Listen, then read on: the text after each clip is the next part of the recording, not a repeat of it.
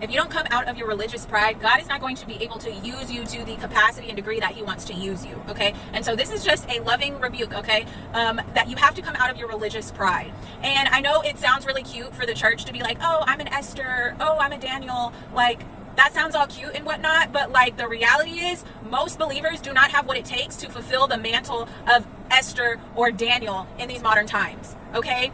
Because let's take a look, and as someone who's been called to the mantle of Esther and Daniel in these modern times, let's really look at it. Let's really look at what it involves, okay? If you look at Daniel's mantle, his calling, he was called to serve Nebuchadnezzar, a pagan king in a pagan land, and to become head over all the magicians in Babylon, okay?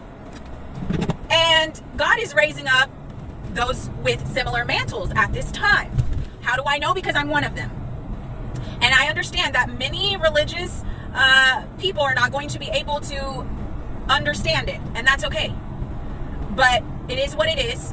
So Daniel could have easily been like, absolutely not. I will not serve a pagan king. I will not teach and train and be head over all these pagan magicians, sorcerers, right?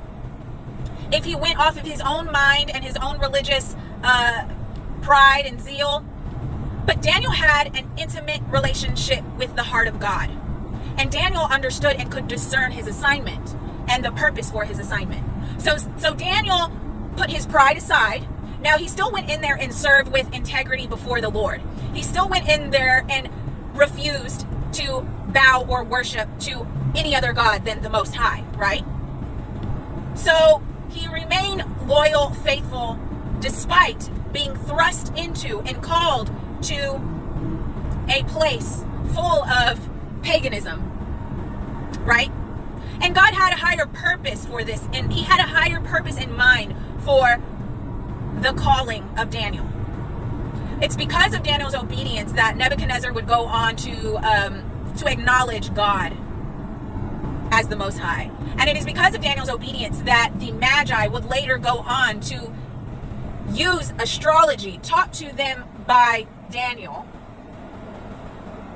So astrology that from a biblical perspective revealed the star of the Messiah in order for them to trace it at the time of his coming and to bless him and gift him with incense and myrrh. And Daniel also had to submit to the call and the order of Nebuchadnezzar that he would undergo 4 years of training in the wisdom of the Chaldeans, which is divination in its many various forms.